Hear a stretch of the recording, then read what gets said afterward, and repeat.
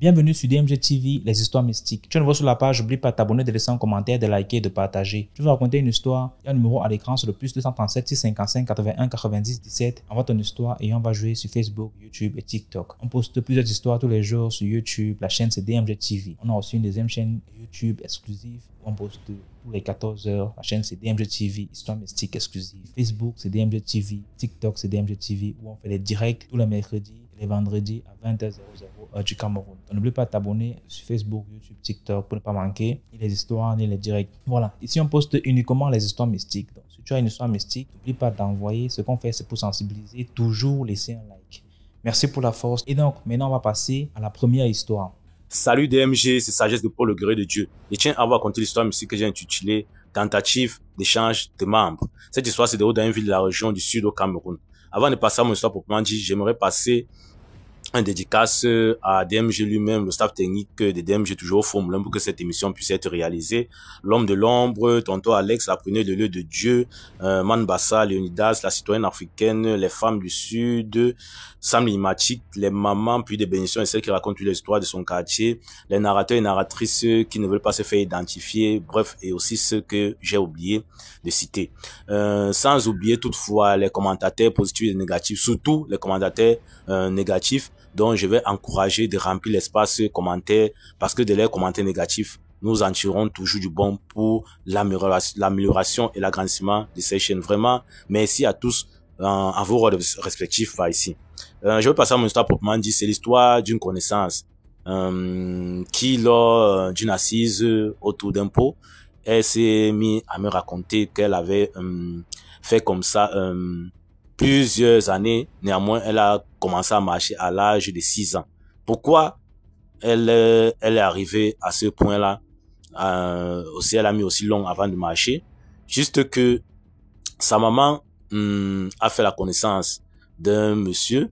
Et une fois que le monsieur l'a enceinté, elle a annoncé qu'elle était enceinte. Le monsieur l'a abandonnée et il a pris la fuite avec la grossesse. Et là maintenant, comme elle était encore naïve et très jeune, elle fréquentait encore sur les bancs, était encore sur les bancs. Les grands-parents de ma connaissance ont décidé de prendre l'enfant dès sa naissance et d'envoyer leur fille en ville pour aller fréquenter. Or, les grands-parents étaient des grands sorciers, donc grand-père et grand-mère étaient des grands sorciers. Et qu'est-ce qui s'était passé? Ils sont partis livrer des bagarres dans leur vampirisme un soir, une nuit, et là-bas on a coupé le bras du grand-père et on a mangé. Parce que vous savez, dans le monde de la sorcellerie, quand les parties humaines, c'est de la nourriture.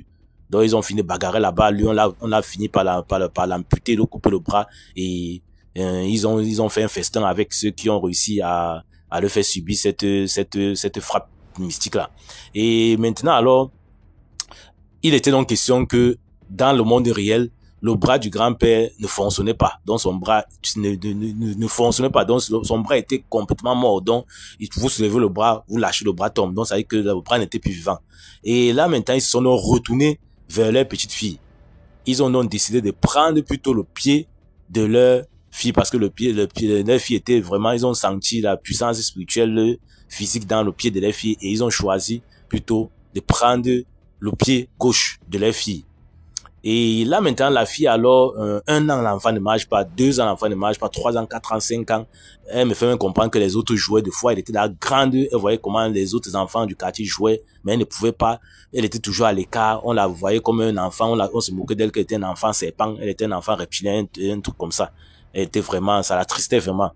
Et maintenant, voilà donc sa maman là-bas, dans ses marches, dans la ville là où elle était.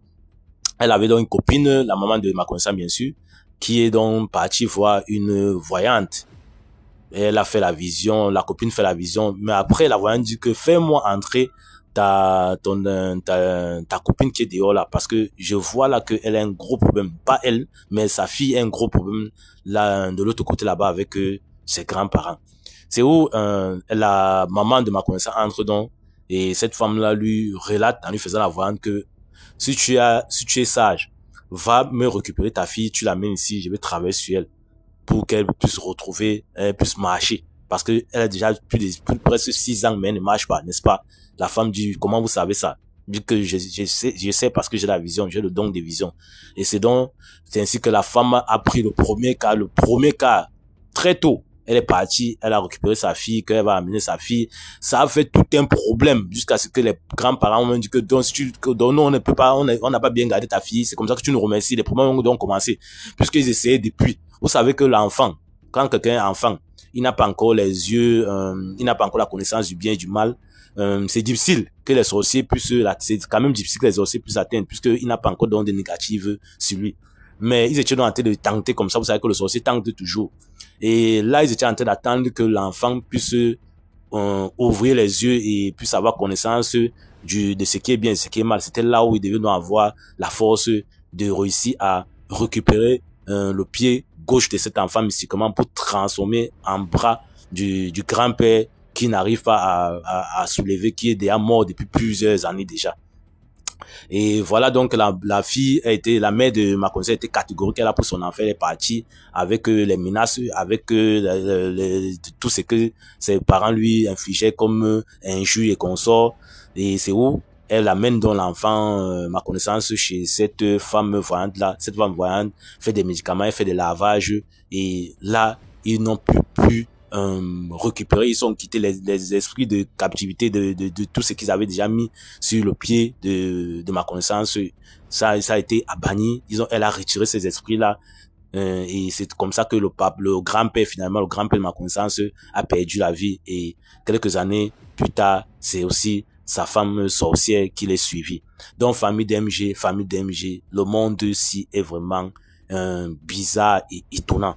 Puisque vous voyez que c'est dans votre maison, votre propre sang, des gens qui vous ont mis au monde, qui veulent en découdre avec vous, parce que seulement ils sont des adeptes sataniques, des vampires qui sont là pour essayer de traquer et de chasser vraiment la chair humaine dans le simple but de manger et de faire du mal à autrui. C'était l'histoire qui était partagée avec la grande famille DMG. C'est ça pour le gré de Dieu depuis la ville de Cribé Cameroun. À vous de liker, de commenter, de partager. Surtout de vous abonner à la chaîne DMG parce qu'avec DMG TV, l'esprit d'être humain, ça ne va plus deux mondes parallèles, c'est-à-dire monde visible et invisible. Je vous remercie de m'avoir écouté et à très bientôt pour une autre histoire mystique tout en restant dans la prière, bien sûr. Ciao. Et bien sûr. Merci beaucoup pour l'histoire. Maintenant, on va passer à la deuxième histoire. Oui, bonjour DMG, bonjour à toute la grande communauté DMG. Moi, c'est Désiré, depuis Douala. Mon histoire aujourd'hui concerne ma famille, c'est ma propre histoire. DMG, mon histoire débute en septembre 2022 du côté de Yaoundé. J'avais un aîné qui faisait dans le commerce du côté du marché central à Yaoundé. Il faisait dans la vente des épices secs. Bon, on dit des condiments secs ou bien des épices. Oui. Et comme ça, il avait des voisins avec qui il s'entendait parfaitement. Il s'entendait parfaitement, un homme marié. Il s'entendait parfaitement avec ses voisins. Et du jour au lendemain, un 25 décembre, il est à la maison avec sa femme. Ils sont en train de passer le réveillon. Sa femme décide donc alors d'aller à l'église pour rendre gloire à Dieu. Il étant resté à la maison. Il étant resté aussi à la maison. Sa femme alors, après l'église, elle rentre, elle constate que son mari n'est pas là. Elle fouille dans la maison, elle ne voit pas son mari. Et elle constate que elle est surprise que son mari ait laissé son téléphone, ses téléphones et ses pièces, que ce sont les pièces personnelles, que ce sont les pièces de son véhicule. Chose qu'il ne faisait jamais, puisque son téléphone, c'est comme un outil de travail pour lui. Elle est surprise. Elle dit que non, peut-être le monsieur est parti, peut-être fait un tour, il revient. Chose curieuse, peut-être 1 heure de temps, 2 heures de temps, 3 heures de temps, son mari ne revient pas. Elle est un peu inquiète. Elle appelle donc un de nos frères, toujours qui est du côté de Yaoundé. Donc, Sombo. Elle appelle Sombo que non. Depuis là, ton frère est parti sur nos yeux. Depuis là, il est parti. Ça fait plus de 3 heures de temps. Il n'est pas revenu. Est-ce qu'il n'est pas chez toi? Non, il n'est pas chez moi. C'est comme ça qu'il s'engage à commencer à chercher de gauche à droite. Cette journée passe, on ne le retrouve pas. 2 jours passent, on ne le retrouve pas. La troisième journée, on nous alerte maintenant, nous autres, ces frères qui sont dans les autres villes. C'est comme ça que nous-mêmes aussi, nous nous mettons à sa recherche. en mettant peut-être des communiqués radio, télévisés, des affiches un peu de partout dans la ville, que ce soit de Yaoundé, que ce soit dans la ville de Douala, que ce soit dans la ville peut-être de Déa, dans presque un peu de partout là, entre la ville de Yaoundé, de Douala et l'Ouest Cameroun, nous faisons un peu peut-être des affiches un peu de partout pour le retrouver. Chose curieuse, peut-être une semaine après, nous recevons un coup de fil. Le coup de fil disait que la dame disait en question, c'était une dame au bout du fil, elle me dit qu'elle a retrouvé, elle a aperçu notre frère du côté de l'aéroport Simalène. Que si nous avons le temps, partons faire un tour là-bas, on pourrait peut-être le retrouver. C'est comme ça que nous nous dépêchons du côté de Simalène. Nous divisons en équipe de 3. En équipe de 3, nous cherchons. Moi, je m'en vais principalement à la gendarmerie, me renseigner. Et là, chose, par chance, je trouve une dame qui dit qu'effectivement, il y a un monsieur là, derrière la gendarmerie, qui est couché depuis quelques jours, où elle fait ses chants. Que le monsieur ne parle pas, il est juste couché là, et il ne parle pas. Je prends mon courage à 2 mains, je descends avec toujours un de nos frères. Nous descendons, je retrouve mon grand frère couché, en main le sol, tout sale, ne parlant pas. Je ne peux pas dire que je prends mon courage, je m'en vais vers mon grand frère naturellement, je lui demande que mes gars, qu'est-ce qui ne va pas? Il ne parle pas, il fait juste le geste comme ça. Les larmes commencent à couler dans mes yeux. Et je vois mon grand frère dans cet état, mais là, les larmes commencent à couler dans mes yeux. Mais je prends mon courage, j'appelle la famille, je dis que non, on a retrouvé le voici ici. Nous prenons un taxi direction l'hôpital. Et à remercier la dame, bien évidemment. Nous prenons le taxi, nous partons à l'hôpital. À l'hôpital, on essaie de le remonter comme ils peuvent. On n'est pas parti d'un clinique. Après, nous sommes partis à l'hôpital central de Yaoundé. On a remonté jusqu'à... Ça allait déjà, on s'est encore déplacé, nous sommes allés dans une église. À l'église, on constate que non, l'affaire n'était pas simple, elle était mystique. Parce qu'on ne peut pas comprendre que quelqu'un qui a fait une semaine sans boire, sans manger, a une force herculienne capable de bousculer 4 à 5 personnes. Donc 4 à 5 hommes qui lui retenaient quand on priait sur lui. Cette absence n'était pas normale, était mystique. Le pasteur finit de prier sur lui. Il prie jusqu'à ce que la séance de prière finisse. On avait des séances parce que chaque jour, chaque matin avec le prêtre, son état s'est un peu amélioré. Mais jusqu'à là, il avait des difficultés à manger. Donc il mangeait uniquement de la bouillie. À un moment, on a un autre né qui est à l'extérieur. Il vient au Cameroun. Donc il demande à son frère, mais qu'est-ce qui n'a pas marché? Puisqu'il ne parlait à personne. Lui, au moins, peut-être, on se disait que peut-être avec lui, il devait parler. Chose, Dieu merci, il a parlé avec lui, il a dit que non. Pendant les 1 semaine là, il ne connaissait pas où il était. Il se retrouvait seulement, il était seulement sur une île. Et dans cette île, devant lui, il y avait un cercueil avec des cadenas dessus et une calebasse avec la viande et le sang à l'intérieur. Et qu'il y avait des gens qui le proposaient, soit tu écris le nom des gens que tu veux sacrifier, tu jettes dans la calebasse, soit tu vas choisir le cercueil. Qu'est-ce que tu choisis? Il dit qu'il ne choisit rien. On dit qu'il ne choisit rien. Les gens disent que non, tu vas donc caler ici. Tu vas caler ici. C'est comme ça qu'il dit qu'il ne pouvait pas imaginer qu'il a fait 1 semaine comme ça dehors, sans boire, sans manger. Que pour lui, il se disait que non, c'est une journée qu'il a passée là-bas. C'est comme ça que, quand il explique comme ça, là, l'aîné qui est à l'extérieur vient, il nous rapporte l'histoire. On continue maintenant, juste à prier sur lui. Après, donc, il y a une de nos connaissances qui nous dit que non, l'histoire, si on laisse comme ça, là, ça ne va pas aller. Elle nous conseille d'aller du côté de Bamenda. Du côté de Bamenda, un monsieur vient, il travaille sur lui, et il nous dit maintenant l'origine de ce malheur. Il dit qu'il y a un voisin du côté du marché qui a voulu introduire mon frère dans une réunion. Et cette réunion-là, c'était une secte en question. C'est comme ça qu'il nous explique. Il nous explique presque que non, que c'est à cause de cette réunion que notre frère est entré sans connaître. C'est pour ça que quand on a donné les conditions, il a refusé. Et c'est là où les gars se sont fâchés. Ils ont fait ce coup-là. grâce à Dieu, peut-être les choses sont améliorées. On a essayé de le soigner. Il a fait peut-être 8 à 9 mois. Tout allait bien, tout allait parfaitement bien. Malgré que de temps en temps, il avait des crises, mais ça allait bien. Début septembre de l'année 2023, on reçoit un coup de fil selon lequel chacun reste de son côté. Nous recevons un coup de fil selon lequel il est décédé. Nous sommes étonnés.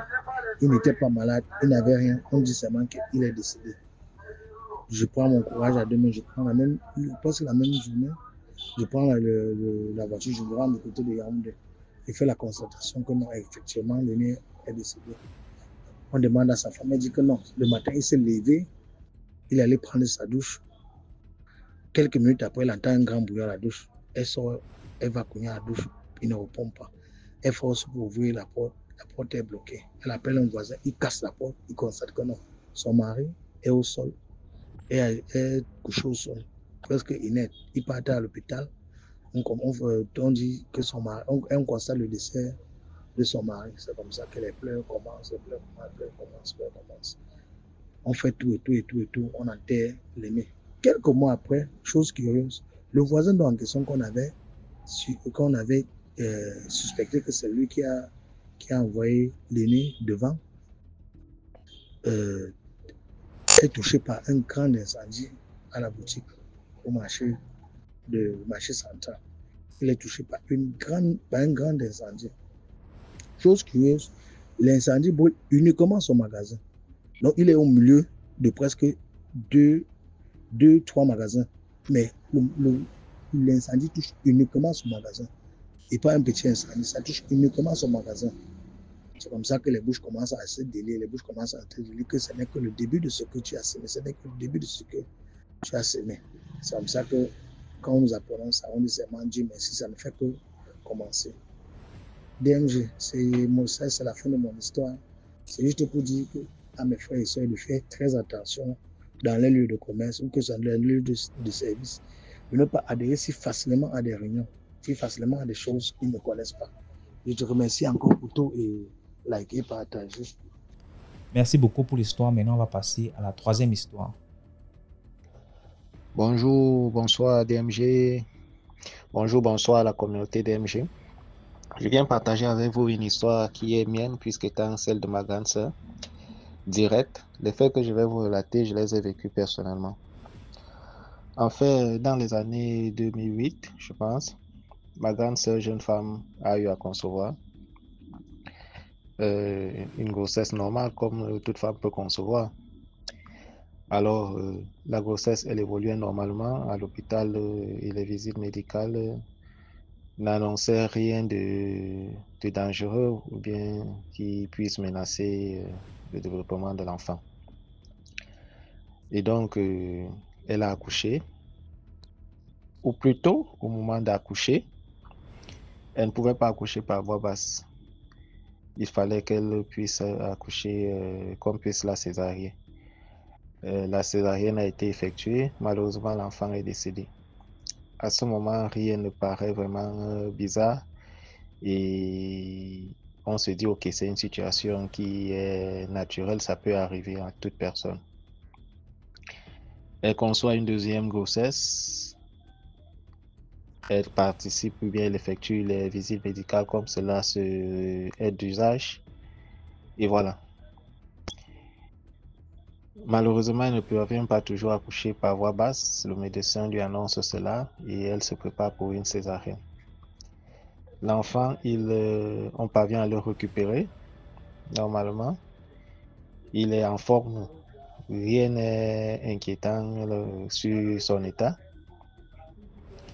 Et voilà, il évolue normalement. Sauf que lorsqu'il arrive, le moment arrive où il doit commencer à ramper, il prend une paralysie qui n'a véritablement pas trouvé une explication du côté médical parce que toutes les démarches qu'on a eu à entreprendre pour pouvoir restaurer le bébé dans un bon état de santé, ces actions n'ont pas été concluantes. Donc finalement, le petit est le bébé est décédé encore. Ça fait 2 grossesses déjà comme ça, 2 bébés qui sont partis. Je dois dire que ma grande sœur, elle était commerçante à ce moment. Et pendant ce temps, il y avait une femme qui lui disait au marché, je peux t'aider avec ce problème. Ton problème là, je peux t'aider. Bon, chez nous à la maison, nous ne sommes pas très ouverts, ou bien à ce moment, nous n'étions pas très ouverts à ce genre de langage. Nous prenions les choses de façon naturelle. Sauf que elle tombe enceinte une 3e fois. Et là, c'est la catastrophe parce qu'elle est en larmes, elle est dans les pleurs, elle pense à toutes les souffrances qu'elle a dû endurer suite à la perte de ses 2 bébés. Et directement, elle s'est dit, elle va explorer un peu toutes les pistes. Et elle se résout donc à aller rencontrer cette dame qui lui disait qu'elle était à même de trouver une solution à son problème. Alors la dame lui dit, achète les graines de couche, le pistache et les cellules, tu viens me voir dans la soirée. Alors elle arrive chez la dame et la dame, elle met tous ses ingrédients, tout ce qu'elle lui a demandé dans une marmite. Elle ramasse quelques feuilles dans les parages, elle met dans la marmite, elle lui donne un bâton et elle lui dit tape. Il parle d'ici, il y a quelqu'un qui a eu à faire quelque chose par rapport à mon accouchement, que cela sorte dans cette marmite. Je vous assure, c'était terrible. C'était incroyable. Pour ma première fois, j'ai vu quelque chose qui s'apparente à un miracle. À un bout de 30 minutes environ, elle est venue, elle a coupé les feuilles de bananier et voilà, elle a renversé le contenu de la marmite sur les feuilles de bananier. Ce qui est apparu, c'était un cadenas avec 2 grosses aiguilles entrecroisées. Et lorsqu'elle a ouvert, la dame a pris le cadenas, elle a ouvert, elle a dit, voilà ta grossesse, ton accouchement que j'ouvre. Et il y avait également des lambeaux de slip, probablement ceux de ma grande sœur, qui étaient également enroulés sur ce paquetage. Parce qu'il y avait des fils rouges également qui entouraient tout ce gros paquet, tous ces cadenas-là avec les fils-là. C'était vraiment bizarre. Aujourd'hui, j'ai mon neveu, il est là, il est né, il a 14 ans bientôt. Quand il fait souvent ses crises d'adolescence, je lui dis franchement, tu ne vas pas troubler encore ma grande sœur pour une seconde fois. Tu ne peux pas imaginer toutes les souffrances qu'elle a dû endurer pour que tu sois là. Donc voilà l'histoire que je tenais à partager. Ça nous appelle une fois de plus à être ouverts à certaines réalités que nous vivons. Merci bien, que Dieu vous bénisse, portez-vous bien. Restons en prière. En toutes circonstances, partageons l'icône pour que plusieurs personnes puissent être édifiées. Merci beaucoup pour l'histoire. Maintenant, on va passer à la 4e histoire. Bonjour la famille DMG. Là, je viens vous raconter ma propre histoire. En fait, cette histoire se passe tout récemment aussi pendant cette rentrée scolaire 2025-2026. J'ai un ami, je ne vais pas taire son nom, je vais juste dire son nom. Comme on l'appelle au quartier, on l'appelle Ngata, Saï Ngata.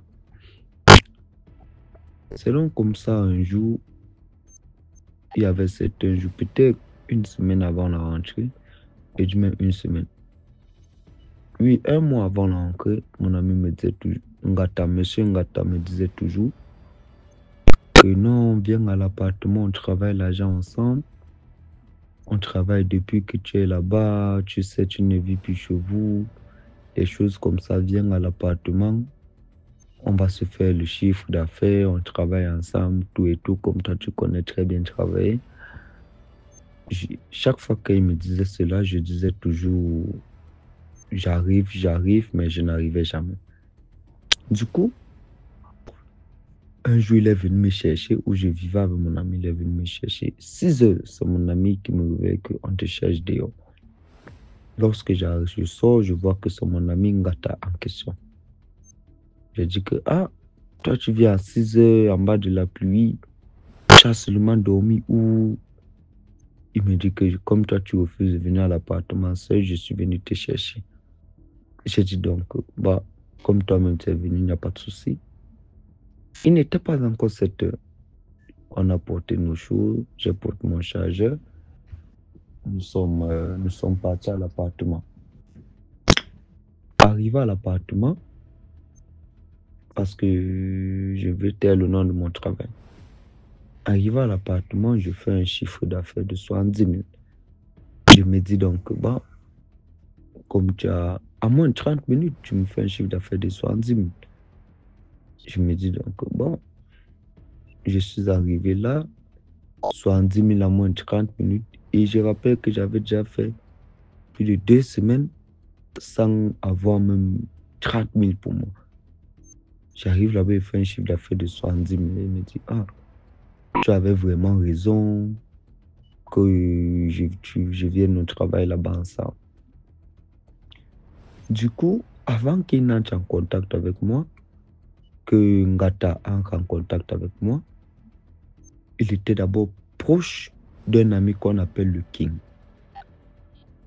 Ils étaient proches du genre, tu as vu le King, du genre, tu as vu le King, tu as vu Ngata, tu as vu Ngata, tu as vu le King. Mais subitement, ils se sont détachés, ils n'étaient plus proches, chacun... C'était un peu une atmosphère tendue quoi, entre les deux. Mais ils se parlaient quand même, ils riaient, ils se parlaient, mais ce n'était plus trop comme avant. Du coup, mon ami Ngata, il m'avait fait comme... Ce fameux Ngata, il m'a fait comprendre que l'appartement C, c'est pour son oncle, qui vit actuellement en France, avec sa famille, ses 2 filles qui n'ont pas encore 10 ans et sa femme. Et cette histoire se passe à Lokpoum. Lokpoum doit la 5e, aux environs de Lokbessou. Lokbessou, oui, plus précisément à Lokbessou. C'est donc comme ça que le premier jour, lorsqu'on arrive là-bas, je fais le chiffre d'affaires de 70 000. Ah, j'ai la joie au cœur, je dis que mais 2 semaines sans avoir 50 000 pour soi-même, tu arrives ici 70 000 d'un coup, à moins de 30 minutes. Je me dis donc, ok, tu avais raison. Mais la nuit, si je vais repartir dormir, je suis avec mon ami. Nous sommes partis, on a fêté cela, j'ai appelé mes frères, je les ai donné les biens. J'ai dormi chez mon ami. Après, le lendemain matin, je suis parti là-bas avec mon ami en question. Mon ami en question arrive aussi, on travaille. Lui aussi, il fait 50 000. Dès qu'il arrive, il fait un chiffre d'affaires de 50 000. Du coup, mais mon ami Ngatala, il refusait, il était souvent fâché lorsque je faisais venir une autre personne là-bas à l'appartement à part moi. C'était déjà arrivé à un point où mon ami Ngatala, il me donnait même les clés de l'appartement de son nom. Il rentrait. Il y avait souvent certains signes que je voyais souvent sur lui, mais je laissais passer. Un jour, il y avait un jour que nous avons bu. J'étais avec mon ami le King, l'ancien ami de Ngata, parce que Ngata refusait souvent que mon ami là arrive là-bas. C'est donc comme ça que un jour, j'invite mes amis donc là-bas. Tous mes amis qui sont venus là-bas dans la maison là, on fait un chiffre d'affaires ce jour. Mais moi, ma part de chiffre d'affaires, je n'ai pas fait. Je n'ai rien fait.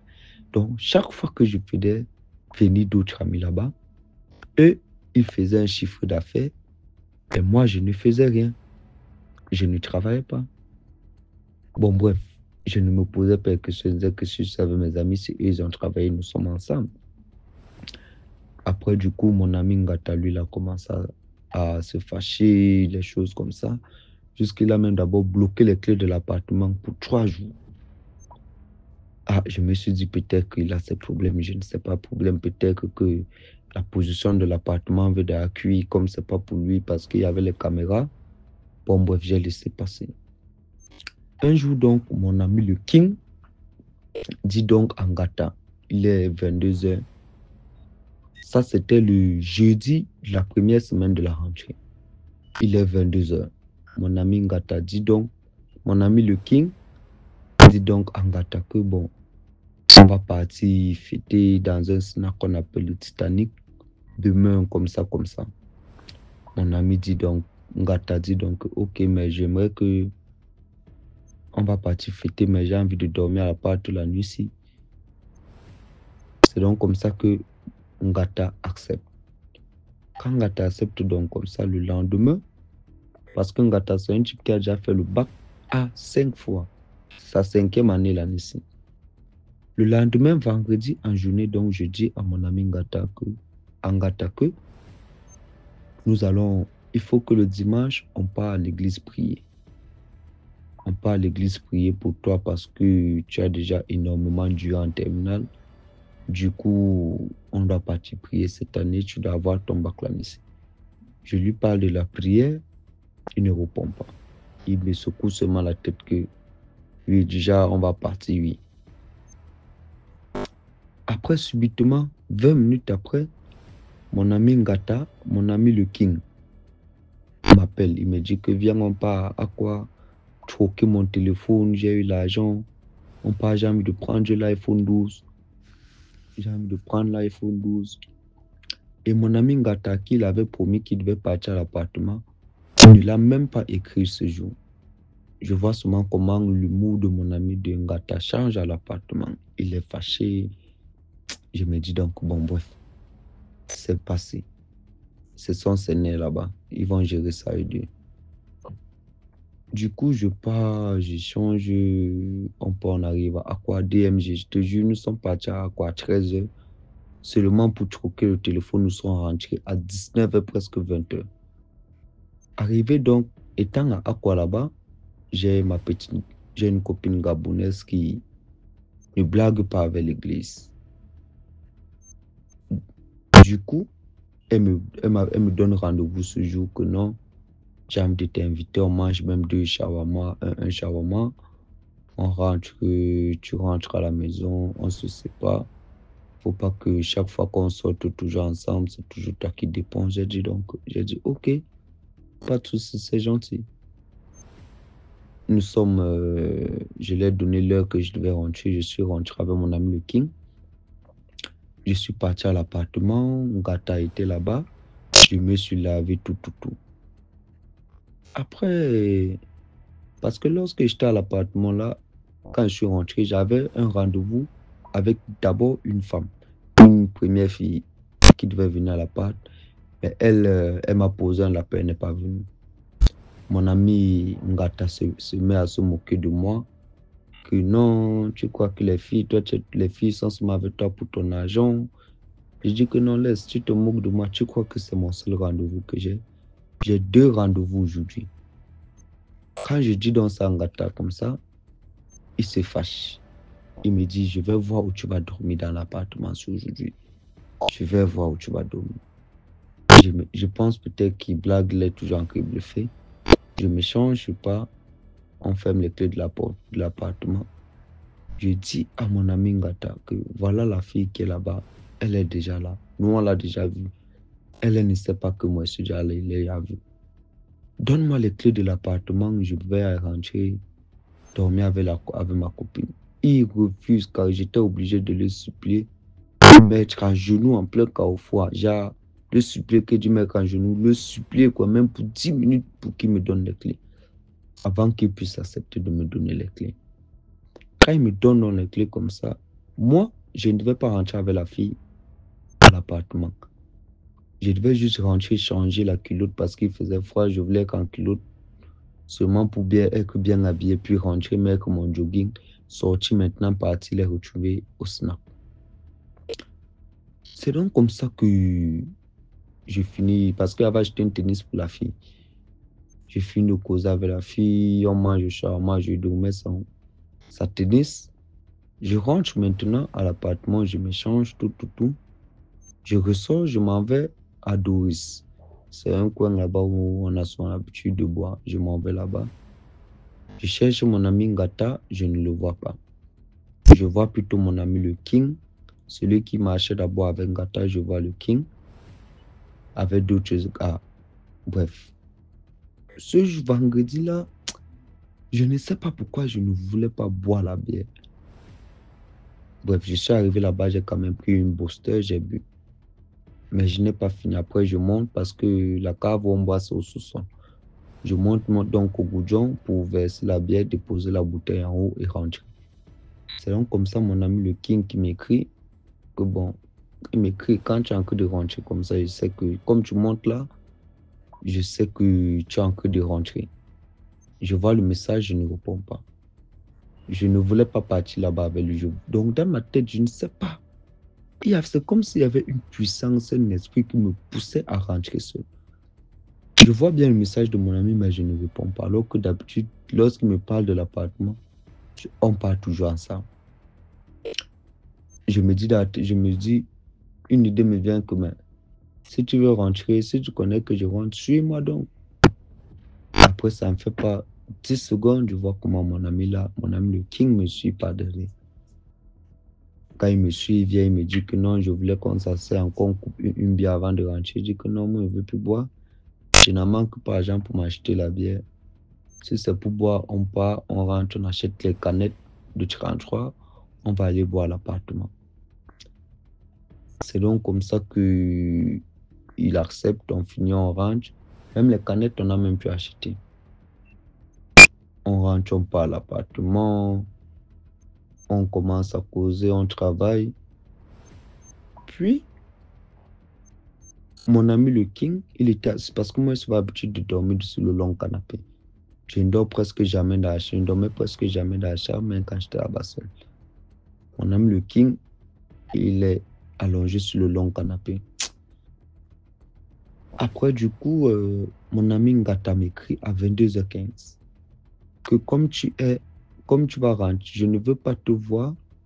Il m'écrit par message sur WhatsApp que comme tu es là-bas, je ne veux voir personne avec toi comme garçon. Je serai là à 6h. Il a très bien précisé, DMG, que je ne dois pas être à l'appartement avec une personne qui est comme un garçon. Déjà, avec une personne garçon, un sexe garçon masculin. Mais lorsqu'il m'écrit ce message, j'étais déjà à l'appartement avec mon ami le King. Celui avec qui il s'entendait très bien, mais je ne lui ai pas dit. C'est donc comme ça que je montre le message au King me dit que voici ce que Ngata a écrit. Comme il a précisé qu'il serait là à 6h, je connais de quoi il est capable.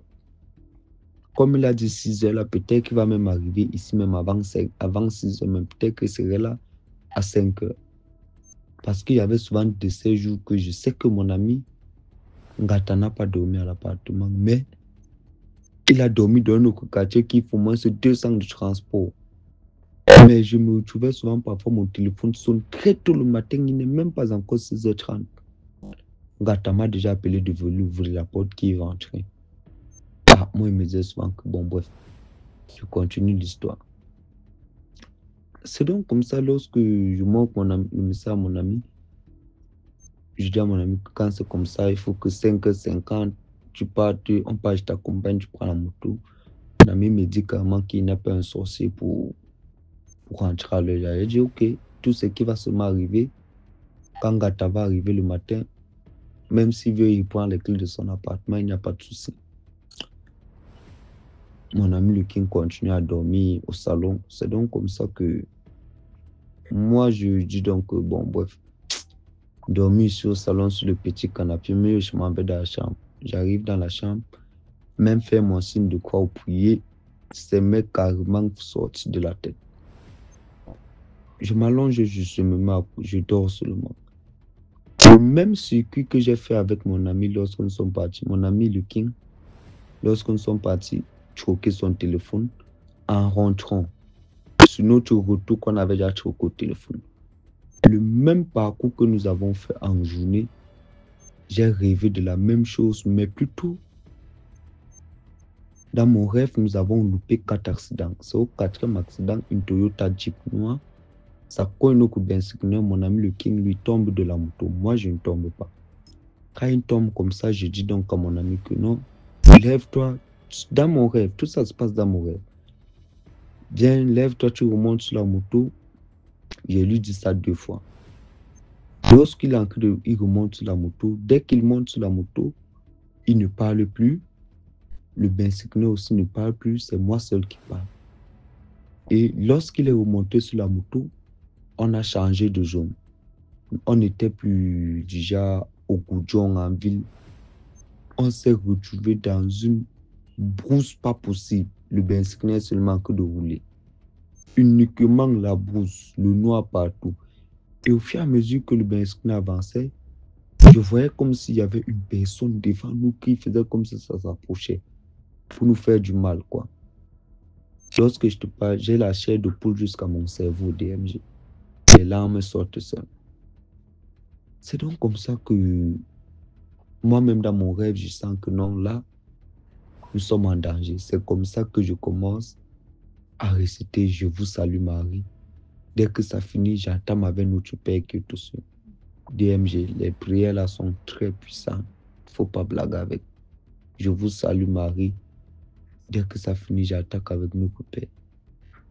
C'est comme ça que je prie dans mon rêve. Je prie, je récite les Vierges Marie. Tout ça en haute voix.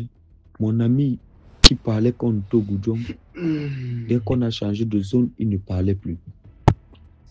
C'est donc comme ça qu'on a fini le trousseau de la brousse là. Nous sommes arrivés dans un village. Lorsqu'on arrive au village, je vous rappelle que mon ami ne parlait plus, mais il comprenait quand même. C'est comme ça que je vois le côté gauche est tout brûlé. Je tourne, je regarde le côté droit, je vois comment il y a une fille. J'ai pas vu le visage de la fille. Il y a une fille qui a juste lancé la bouchette d'allumette. Les herbes étaient déjà tout secs du côté droit. Du côté gauche, tout était déjà brûlé. Du côté droit, les herbes étaient tout secs. Elle lance donc la bouchette d'allumette.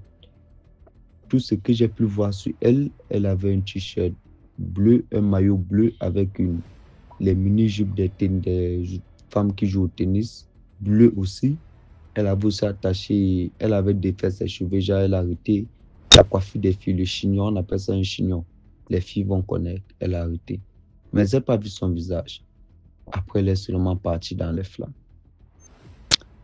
Après, nous sommes là comme ça. Il y a les gens debout au village, dans ce village. Ils sont placés, ils nous regardent. Je parle, je demande s'il vous plaît à quelqu'un ici. Renseignement, personne ne répond. Le Benskine avec qui nous sommes arrivés, lui aussi, il a disparu. Je suis dans ce village inconnu avec mon ami. Lui qui ne parle pas, moi seul qui parle. C'est donc comme ça que subitement, il y a une fille qui apparaît. Elle était coiffée. C'est son visage que je ne remarque pas seulement. Elle apparaît. Et quand elle arrive, elle se dirige directement vers mon ami le King, qui ne parle pas. Je dis donc, mais elle s'approche vers le King en parlant. Je dis donc, mais moi je m'interpose que comment mon ami lui ne parle pas, c'est moi qui parle, ou il était dirigé vers moi. Tu pars, tu te diriges et puis tu vois mon ami. C'est donc comme ça que elle insiste pas. Je dis donc à mon ami que décale un peu. Mon ami décale. Je vais dire à la fille que tu ne parles pas, mon ami. Elle insiste qu'elle va parler. C'est donc comme ça qu'elle m'a dit 2 phrases. Tu es toujours en train de me bloquer, tu m'énerves. Dans mon rêve, c'est à moi qu'elle dit. Elle me dit, tu es toujours en train de me bloquer, tu m'énerves. Je dis que moi, je te bloque comment? Je ne te connais même pas. Elle répète encore, tu es toujours en train de me bloquer, tu m'énerves. La deuxième fois qu'elle répète, je dis que moi, je ne te connais pas. Après, elle lance sa main pour me gifler. C'est donc comme ça que moi, je saute. Je me réveille donc. Lorsque je me réveille, je me rappelle directement de ma femme gabonaise qui me dit, ma copine gabonaise qui me dit toujours que même si tu ne veux pas prier devant tes amis, fais ton signe de croix. Du genre qui ne vont pas voir. Parce que tu peux avoir d'autres amis là qui vont commencer à dire que non, tu veux montrer que tu pries trop. C'est donc comme ça que lorsque je saute, je me rappelle directement de sa phrase là. Je fais sur le champ un signe de croix. C'est comme ça que je prends la couverture, je mets je mets sur moi, je prends l'oreiller, je place là. Donc la chair de poule me prenait, les larmes sortaient sur celle de mes yeux. C'est donc comme ça que je me mets à fixer la fenêtre. Parce que ce sont les fenêtres vides coulissantes, parce que la nuit, s'il y a la lumière dehors et que tu n'as pas allumé dans ta chambre ou bien dans ton endroit où tu te trouves, tu vas voir tu vas voir ce qu'il y a dehors. C'est donc comme ça que quand je mets la couverture sur moi, je me mets à fixer la fenêtre. Je suis seulement en cri de prière DMG. Je ne pouvais même plus fermer l'œil. Mais j'ai quand même fait mon signe de croix directement. Je prie, je récite les Vierges Marie dans mon cœur. La chair de poule me prend seulement. Les larmes sortent seulement seules. Lorsque je fixe la fenêtre, je fixe, même 1 à 2 minutes, subitement, je vois une ombre qui me regarde, une ombre vivante, pas le corps de quelqu'un, l'ombre. Peut-être que l'ombre, comme toi-même tu connais l'ombre, avec les yeux jaunes, très noirs au milieu, c'est seulement qu'il me fixe. Ça me fixait vers la fenêtre, à travers la fenêtre. Dès que nos regards se sont tamponnés, ça a disparu. C'est donc comme ça que je dis dans mon cœur que Seigneur, c'est quoi comme ça? Je me lève en courant. Je m'en vais au salon. Je réveille mon ami le King, mais je ne le touche pas. Le King. J'ai appelé son nom 4 fois. Il a directement ouvert les yeux. Lui aussi me regardait. Après, je commence à parler. Je lui dis que il y a quelque chose qui ne va pas dans la maison. Il y a quelque chose. Je parle, j'ai même tout la chair de poule. Il y a quelque chose qui ne va pas. Il y a quelque chose qui ne va pas. Après, je constate que mon ami, je suis seulement que parler, il ne parle même pas. Après, subitement, il frotte son visage. Il me dit que, mais je lui revais à l'air ce qu'il y a quoi. Et ce que je te parle, si j'ai vu le truc là, il était 2h27 minutes. Je ne vais jamais oublier l'heure. 2h27 minutes. C'est donc comme ça que tu me revais à l'heure. Si je dis que, mais, donc depuis que moi je te parlais, tu t'es réveillé, ça fait même, tu as ouvert les yeux, ça fait même il y a 3 minutes. Je parlais, tu ne comprenais pas ce que je t'en dit. Et il m'a dit qu'il n'avait rien compris dans ce qu'il disait depuis. J'ai seulement secoué ma tête que Seigneur, protège-nous. Et ce jour-là, j'ai eu la chair de poule jusqu'à 6 heures. J'ai eu la chair de poule jusqu'à 6 heures. J'ai seulement commencé à prier. Lorsque j'ai raconté ça à d'autres amis au quartier, comment ça s'est passé, ils nous ont dit que on a essayé de nous faire quelque chose dans l'appartement ce jour. Donc, c'est ma part d'histoire ici, DMG. Merci beaucoup pour l'histoire. Maintenant, on passe à la 5e histoire. Bonjour, bonsoir DMG. Bonjour, bonsoir à la grande communauté DMG. Partageons l'icône pour que le concept puisse édifier plusieurs personnes. Alors, je viens partager avec vous une histoire qui est mienne, puisqu'étant celle de ma grande sœur directe. Les faits que je vais vous relater, je les ai vécus en 2008. Ma grande sœur, jeune femme, a eu à concevoir. Et comme il est d'usage, elle a effectué les visites médicales normalement. Aucun signe d'alerte, aucune situation dangereuse pour le bébé n'a été annoncée lors de ces visites par les médecins.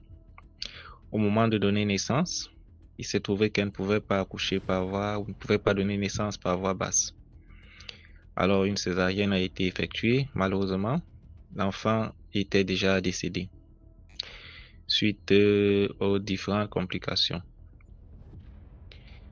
qui n'avaient pas curieusement été prévues par les médecins. Ils auraient pu voir ces complications-là lors des différentes visites.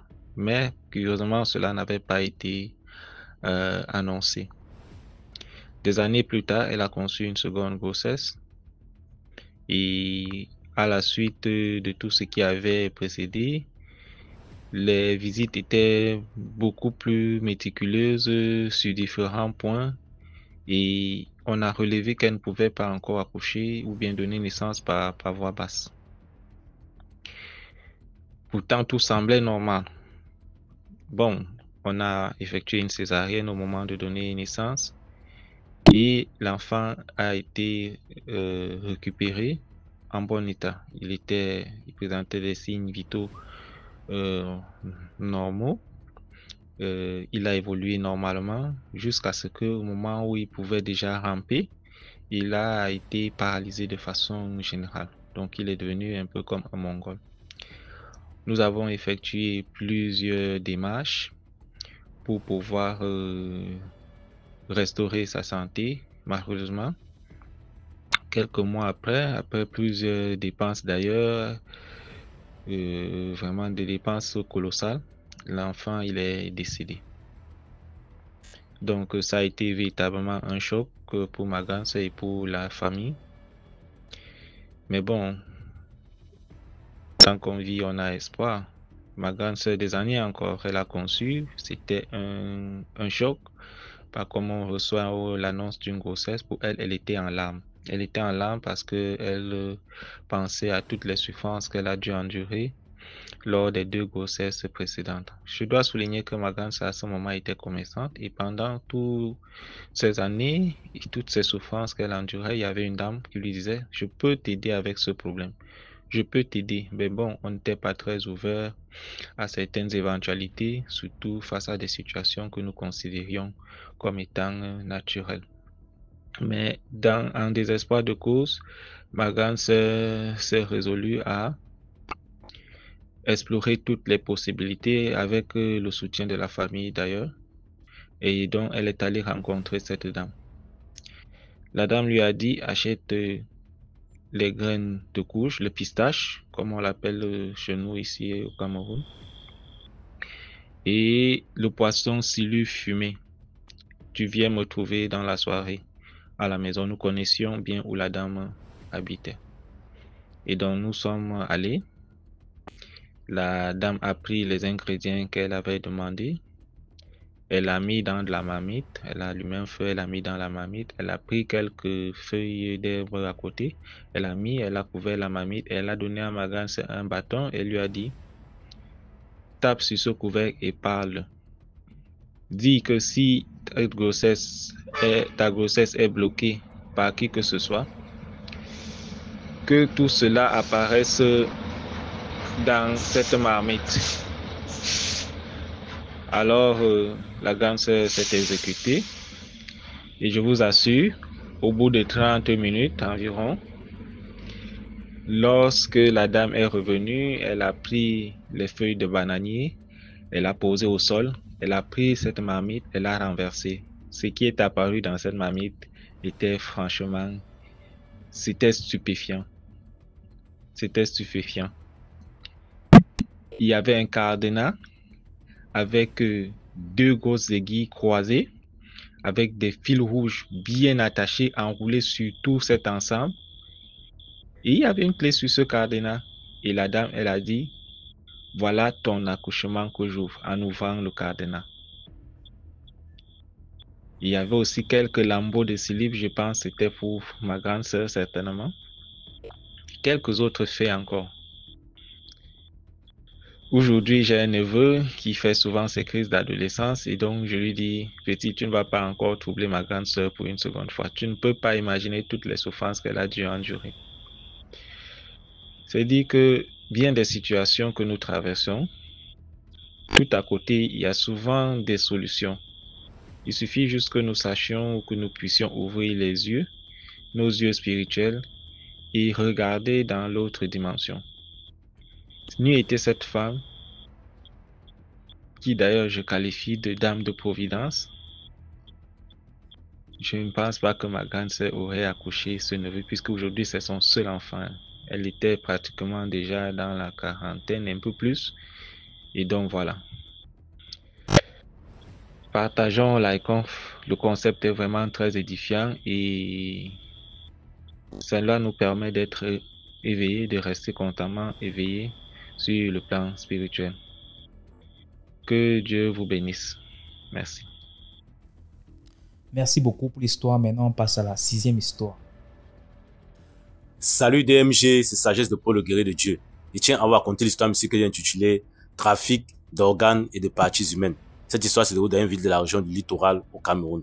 Avant de passer à mon histoire proprement dit, j'aimerais saluer DMG lui-même, le staff technique de DMG, l'homme de l'ombre, tonton Alex, la preneur de lieu de Dieu, Manbassa, Léonidas, la citoyenne africaine, les femmes du Sud, San Unimatique, les mamans puis des bénéficiaires, celles qui racontent toutes les histoires de son quartier, les narrateurs et narratrices qui ne veulent pas se faire identifier par des noms ou des sobriquets, sans tout oublier ceux que j'ai aussi, que je n'ai pas mentionné, et surtout un dédicace aux commentateurs positifs ou négatifs, surtout négatifs, parce que de vos commentaires positifs que je vais vous encourager à remplir dans la page espace commentaire, nous en tirons toujours du bon pour l'amélioration et l'agrandissement de la chaîne en question. Vraiment, vraiment merci, grand merci à tous dans vos rôles respectifs. Je vais donc passer à mon histoire proprement dite, où c'est le cousin d'un ami qui est donc au centre de cette histoire, selon ce que l'ami m'a raconté. Et voilà donc que nous tenons assis et l'ami me fait comprendre qu'il a un cousin qui était fils unique à ses parents. En 2013, il perd son père mystiquement dans les affaires de terrain, les discussions de terrain avec les membres de sa famille. Et c'est comme ça qu'on l'abat dans la sorcellerie pour s'accaparer de sa part de terrain. Et bien après, par la suite, on chasse donc sa femme qui était la maman de son cousin, du cousin de mon ami en question. Et ils ont dû se rabattre vers la ville pour aller continuer à se chercher, puisqu'il fréquentait et sa maman a donc commencé à faire le petit commerce et lui-même il faisait des jobs pour joindre les deux bouts, et c'est donc ainsi qu'il a procédé jusqu'à arriver à l'université. Et voilà donc en 2015, et il se voit en train d'être comment il veut dire, obligé de faire mains et pieds vu que sa maman est tombée gravement malade et il ne savait à quel sens se vouer, si ce n'était dans les petites tontines qu'il faisait, tontines de sa maman et tontines des jeunes du quartier que lui-même faisait aussi. Et c'est donc dans ces marches comme ça que il finit par tomber sur une amie de la maman, de sa maman, qui lui fait comprendre qu'il faut qu'il marche, parce que on part à l'hôpital avec sa maman. Aujourd'hui on fait tel examen, ça donne telle chose, ça donne telle maladie, demain ça donne autre chose. Ils sont en train de faire des examens, les examens changent tous les jours, jusqu'à ce qu'au final même on ne voyait plus rien à l'hôpital. Donc la femme l'encourage donc à marcher spirituellement, parce que le problème de sa mère ne se trouve pas dans l'hôpital mais sûrement dans le côté spirituel. Et il va donc comme ça jusqu'à ce qu'il tombe sur un féticheur, un marabout, un ganga comme vous voulez. Et ce dernier-là lui fait comprendre qu'il faut qu'il, pour sauver sa maman, il doit aller chercher la chevelure dans une pincée de cheveux d'un albinos, côté gauche et côté droit, donc au niveau des favoris là, si les gens un peu au parti favori là, des deux coins de la tête, donc côté gauche, côté droite, deux dents, côté gauche, côté droit, deux ongles des main droite et main gauche, deux ongles des pieds, donc des orteils, et un pied droit et pied gauche. Donc ça faisait, si je me trompe pas, 8 parties que ce féticheur-là demandait au cousin de mon ami. Et là, il donc a eu la présence d'esprit qui ne peut pas avoir ça sur un albinos vivant. Donc il n'a que, il s'est retourné vers une morgue. Il a décidé d'aller donc voir un morguier dans une morgue, et il arrive donc là-bas. Il voit le morguier, il dit au morguier, il s'entend avec le morguier, s'accorde avec le morguier sur ce qu'il veut. Le morguier lui fait comprendre que c'est pas un parti retiré, il doit donner 100 000 francs. Mais il supplie le morguier, il fait comprendre au morguier que lui, il ne peut que trouver 500 000 francs. Il va aller même amasser ça dans les prêts des tontines de sa maman et de la sienne en question. Et le morguier finit par accepter les 500 000 pour les 8 parties. Et là maintenant le jeune va donc, il rassemble l'argent, il revient, il donne les 500 000 au morguier. Le morguier pas fait comment il veut dire l'éclaireur, il se place devant la porte, il lui dit d'entrer lui-même dans la morgue.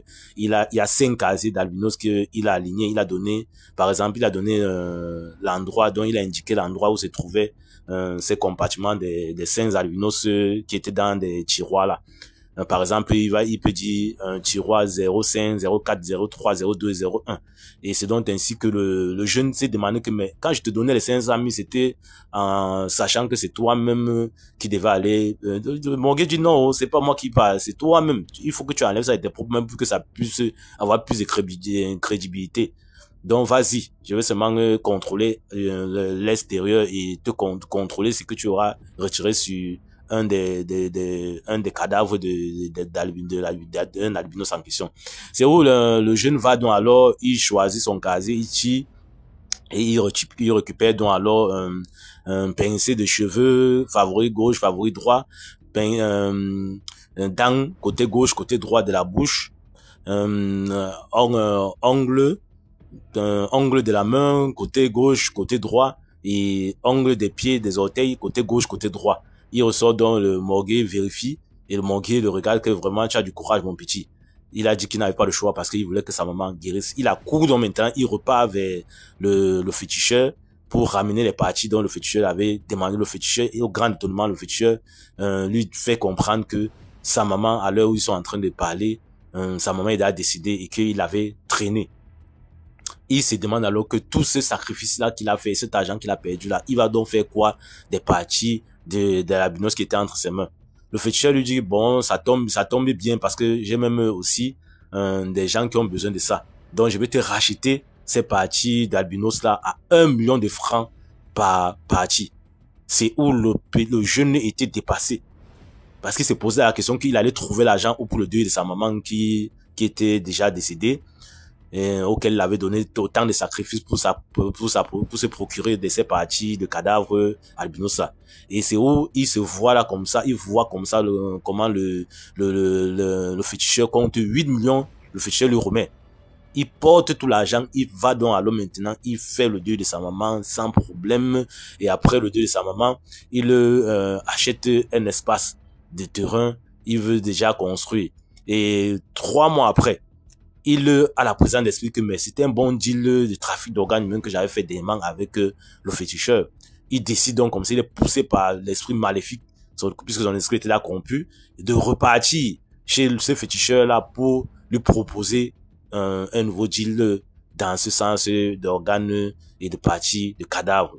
Et il s'en va donc, dès qu'il arrive, le féticheur dit, je savais que tu allais revenir, je sais, bon, maintenant j'ai donc besoin, il était étonné, parce que c'est le féticheur qui dit que maintenant j'ai donc besoin, oui, ça c'est, on va faire le deal, parce que, puisque je vois que toi, tu es courageux, tu as ton esprit vraiment éveillé, tu es vraiment fort spirituellement, et c'est les gens comme ça, comme toi qu'il faut pour avancer, pour me faire avancer et pour te faire évoluer aussi. Et c'est donc ainsi que, le féticheur a donc recommandé les organes qu'il allait aller chercher. Il va donc voir le morgue. C'était un deal. Tantôt la langue a fait ceci, tantôt le sexe et consort. Il devait donc tout avoir ça. Tout de temps en temps, il partait donc avoir ça pour venir faire le deal avec le féticheur qui lui donnait à chaque fois les 1 million. Quand il retirait ces organes-là sur des cadavres, que ça soit albinos, que ça soit autre mâle ou homme, de tous les autres races, quoi. Et voilà donc maintenant que il a donc fonctionné ainsi pendant 3 ans.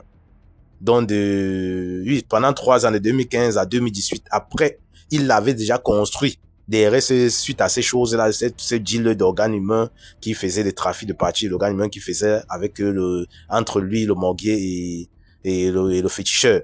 Il a construit, il a acheté des véhicules, et comme je disais tantôt, au bout de 3 ans, il est tombé gravement malade où il était sur le point de mourir et il ne mourrait pas. Il a donc fait comme ça 7 ans de maladie, dont 3 ans, donc 3 ans plus 7 ans, ça fait 10 ans. Donc pendant 7 ans, il a souffert. Donc il a vécu dans ce luxe pendant 10 ans. Il a seulement profité de 3 ans et de 7 ans. Pendant 7 ans, c'était la souffrance. Où il disait qu'il voyait ces morts-là, ces esprits, ces fantômes-là autour de lui, en train de lui réclamer les parties et les organes qu'il les avait retirés pour faire son deal. Et c'était devenu que ces maisons qu'il avait construites, ces immeubles et tout sont devenus hantés les gens même qui louaient là-bas, on a finalement abandonné, personne n'est pas plus là-bas, c'est resté comme ça. Les véhicules qu'il a achetés, ce n'était que lui seul qui pouvait rouler dans ces véhicules. Toi, tu ne peux pas entrer dans ce véhicule, tu essaies de rouler, ça ne va même pas démarrer, et à la limite même, tu peux même te retrouver en train de voir le véhicule prendre feu et qu'on sort. Donc c'était lui seul qui ne pouvait que profiter de ces biens-là quand il avait encore, il était encore actuellement et spirituellement debout. Là maintenant, donc, il a commencé à pourrir sur lui. Au bout d'un bon moment, il a commencé à pourrir sur lui et toujours continuer à crier, pleurer, demander à Dieu de le récupérer parce qu'il n'en pouvait plus de cette souffrance où il se voyait en train de pourrir vivant et de voir toujours ces fantômes, ces esprits des gens dont il prenait les organes pour faire le deal, son trafic avec. Et par la fin, les esprits là ont finalement eu le dessus sur lui et c'est comme ça qu'il avait perdu la vie tout récemment. Donc, famille DMG, faisons attention que notre esprit ne soit corrompu. Il a cherché la guérison de sa maman, il s'est sacrifié et par la suite, un mauvais esprit, les esprits malveillants ont corrompu sa part d'esprit et il s'est retrouvé en train de vendre son âme au diable pour des trafics d'organes humains qui ont coûté à la fin sa propre vie, qui ont fait le rachat, qui ont racheté son âme et où il a beaucoup souffert avant d'y passer. Donc, famille DMG, je ne cesserai assez de le dire, restons en prière. C'était l'histoire qui était dans partage de la grande famille DMG. C'était ça de pour le guérir de Dieu depuis la vie écrivée au Cameroun. À vous de liker, de commenter, de partager, tous vous abonner à la chaîne DMG TV. Parce qu'avec DMG, l'esprit d'être humain reste en nous pour les deux mondes par le stade, le monde visible et invisible. Je vous remercie de m'avoir écouté. À très bientôt pour une autre histoire mystique. Voilà, c'était tout pour aujourd'hui. J'espère que vous avez aimé la vidéo d'aujourd'hui. Commentez, likez, partagez et surtout donnez de la force. Partagez dans tous les groupes WhatsApp, tous les groupes Telegram, Facebook et ainsi de suite. On se reprend demain à 12h00 pour 6 autres histoires mystiques. Ciao, bye bye, portez-vous bien.